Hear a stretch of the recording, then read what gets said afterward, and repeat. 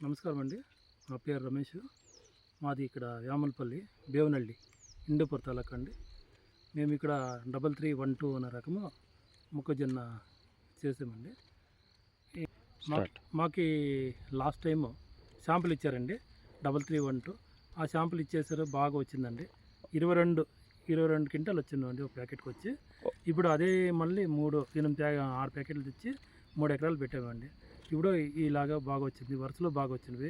అప్పటికైనా ఇంకా బాగుందండి, ఇది ఫైన్గా ఉంది. ఇంకోటి సొల్లు రోగం కానీ నిలువు రోగం కానీ చాలా ఫుల్ కంట్రోల్ ఏమీ లేదు. ఒకే మాట మందు కొట్టుకున్నామండి, బాగా వచ్చింది.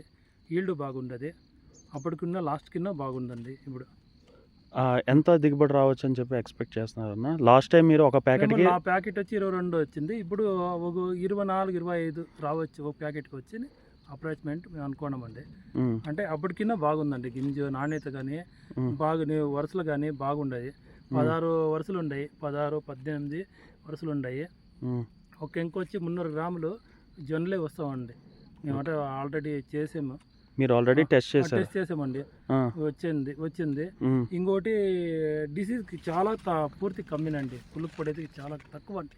దీంట్లో ఆల్రెడీ ఇది చేస్తారండి, నీలపు రంగు దాంట్లో వేసిన ఆల్మోస్ట్ ఉంటుంది అది. కానీ నిలువు రోగం కానీ సుళ్ళు రోగం చాలా తక్కువ అండి, ఫుల్ కంట్రోల్ అవుతుంది.